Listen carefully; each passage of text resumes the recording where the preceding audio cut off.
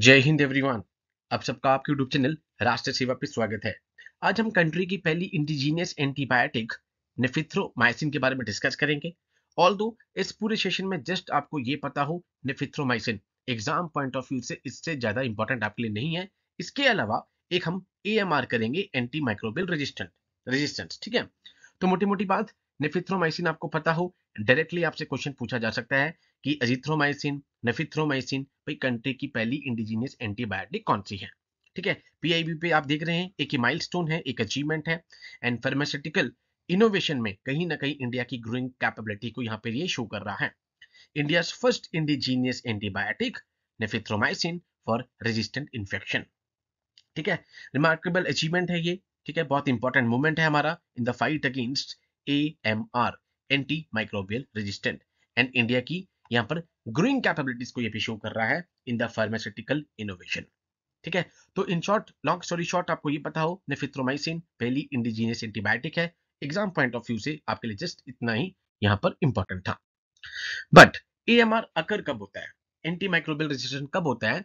जब bacteria, virus, fungi और parasite ये सारे के सारे यहाँ पे रिस्पॉन्ड ही नहीं करते to the antimicrobial medicine, उस टाइम पर AMR अकर होता है। एंड उसके कारण यहाँ पे क्या होता है, जो एंटीबायोटिक्स होती हैं और जो एंटी माइक्रोबियल मेडिसिन होती हैं वो काम ही नहीं कर पाती, इनफेक्टिव हो जाती हैं। एंड उसके कारण इन्फेक्शन क्या करता है, धीरे धीरे करके स्प्रेड करता है, डिजीज स्प्रेड करती है, इलनेस बढ़ती है, and even in the worst case आपको डिसेबिलिटी और डेथ देखने को मिलती है। ठीक है, so this is what this anti microbial resistant.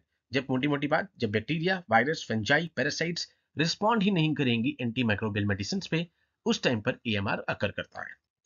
Now इसकी की हाइलाइट्स क्या है, किस तरीके से यहाँ पर थोड़ा डिफरेंट है, 10 गुना ज्यादा इफेक्टिव है देखो कंपेयर टू द एजिथ्रोमाइसिन। ठीक है, 10 गुना ज्यादा इफेक्टिव है। ब्रॉड स्पेक्ट्रम है बिकॉज ये टारगेट कर रहा है ड्रग रेजिस्टेंट बैक्टीरिया को। सुपीरियर सेफ्टी, मिनिमल, इसमें साइड इफेक्ट्स बहुत कम, मिनिमल साइड इफेक्ट्स देखने को मिल रहे हैं। एंड हिस्टोरिक, क्वाइट ऑब्वियस है, हिस्टोरिक डेवलपमेंट है, ये पहली न्यू एंटीबायोटिक है 30 साल में। अगर हम यहाँ पे बात कर लें WHO के ग्लोबल एक्शन के, जो AMR पर है, उसके 5 आपके पास की ऑब्जेक्टिव्स हैं। नंबर 1 देखो क्या कह रहा है ये, कि रेज अवेयरनेस। भाई आप प्रॉपर कम्युनिकेशन, एजुकेशन, ट्रेनिंग, सबसे मेन बात क्या होती है यहाँ पे, अवेयरनेस, कि भाई लोगों को अवेयरनेस हो कि है क्या चीज। नंबर 2, जितनी भी यहाँ पे रिसर्च वर्क है उसको स्ट्रेंथन किया जाए, सर्विलांस, एविडेंस बेस पे यहाँ पे इंप्रूवमेंट किया जाए। Number 2। Number 3, prevent infections, promote sanitation and hygiene measures. भाई जितने भी यहाँ पे सैनिटेशन और हाइजीन मेजर्स हैं उन सबको यहाँ पे प्रमोट और एनहांस किया जाए।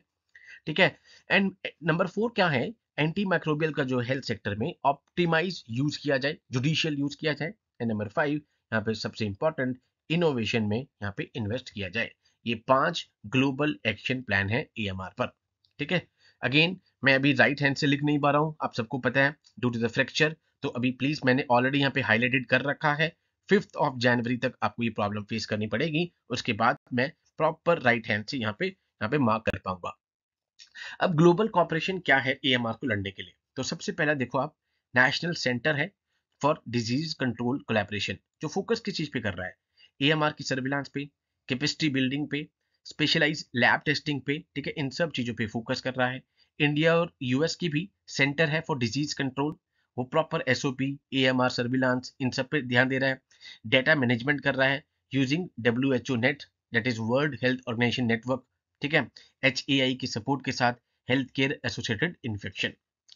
ठीक है, उसके बाद इंडिया और नीदरलैंड का कोलैबोरेशन है, जो कि पायलट प्रोजेक्ट आंध्र प्रदेश में है, जिसमें वो AMR सर्विलांस को वन हेल्थ अप्रोच के साथ इंटीग्रेट कर रहे हैं। ठीक है, उसके बाद फ्लेमिंग फंड, यहाँ पर UK, it support training of the trainers on infection prevention. Trainers को यहाँ पे ट्रेन किया जा रहा है ऑन द इन्फेक्शन प्रिवेंशन, किस तरीके से इन्फेक्शन को प्रिवेंट करना है, कंट्रोल करना है, IPC।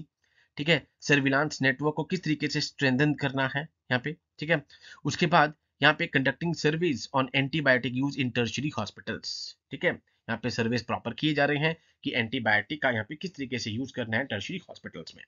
इंडिया और डेनमार्क का भी कोलैबोरेशन है। ठीक है, एक टेक्निकल कोलैबोरेशन प्लान AMR को एड्रेस करने के लिए। ठीक है, बट ये सारी चीजें जो हैं ग्लोबल कॉपरेशन वाली, ये आपके लिए इतनी इंपॉर्टेंट नहीं है, बिकॉज सिविल सर्विस में तो फिर भी आप मेंस में इस तरह के पॉइंट्स बीच में यहाँ पे ऐड ऑन कर सकते हो। यहाँ पे CDS, NDA, intelligence bureau, FCAT, इन सभी एग्जाम्स में तो जस्ट आपको यहाँ पे नाम पता हो, नेफिथ्रोमाइसिन, जो पहली इंडिजीनियस यहाँ पे एंटीबायोटिक होगी। ठीक है, जस्ट आपको नाम पता हो, एंड ये की बहुत बड़ी अचीवमेंट है, रिमार्केबल इवेंट भी है। ठीक है, तो इस तरह की जो छोटी छोटी फैक्चुअल चीजें हैं उसको आप प्लीज कैच कर लिएगा।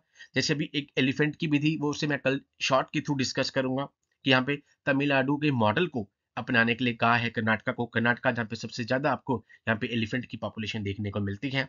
ठीक है, कि किस तरीके से फेंसिंग की जाए। तो इस तरीके की छोटी छोटी चीजें जो है, फैक्चुअल चीजें, आप सबको पता है स्टैटिक पार्ट में एफकैट में पूछ ली जाती है। ठीक है, एंड इवन सीडीएस में भी पूछा जा सकता है कि recently it is in news, ये क्या चीज है, या फिर सीधा ही पूछ लेंगे कि पहली इंडिजीनियस उसका नाम बता दीजिए। ठीक है, तो nafithromycin. So with these words I conclude my today lecture. Jai Hind to all, take care.